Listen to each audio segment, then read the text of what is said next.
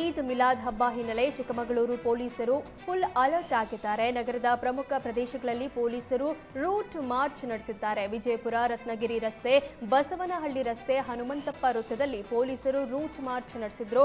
ಹಿಂದೂ ಮಹಾಗಣಪತಿ ವಿಸರ್ಜನಾ ಮೆರವಣಿಗೆ, ಈದ್ ಮಿಲಾದ್ ಮೆರವಣಿಗೆ ತೆರಳುವ ರಸ್ತೆಯಲ್ಲಿ ಪೊಲೀಸರು ಪಥ ಸಂಚಲನ ನಡೆಸಿದ್ರು. ಚಿಕ್ಕಮಗಳೂರು ಎಸ್ಪಿ ವಿಕ್ರಮ್ ಅಮಟೆ ಹಾಗೂ ಜಯಕುಮಾರ್ ನೇತೃತ್ವದಲ್ಲಿ ಪಥ ಸಂಚಲನ ನಡೆಸಲಾಯಿತು.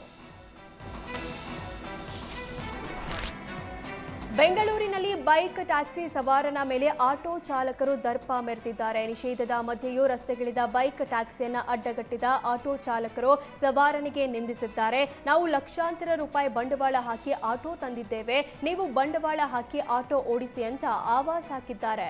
ಅಲ್ಲದೆ ಬೈಕ್ ಟ್ಯಾಕ್ಸಿ ಸವಾರನ ಹೆಲ್ಮೆಟ್ ತೆಗೆಸಿ ಬಲವಂತವಾಗಿ ಕ್ಷಮೆ ಕೇಳಿಸಿದ್ದಾರೆ. ಬೈಕ್ ಸವಾರ ಕೈ ಮುಗಿದು ಬೇಡಿಕೊಂಡ್ರು ಆಟೋ ಚಾಲಕರು ಕರುಣೆ ತೋರದೆ ದರ್ಪ ತೋರಿದ್ದಾರೆ.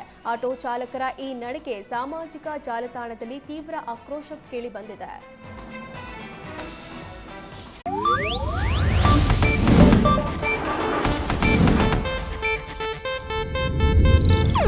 ಇದು ಏಷ್ಯಾನೆಟ್ ನ್ಯೂಸ್ ನೆಟ್ವರ್ಕ್ ಪ್ರಸ್ತುತಿ.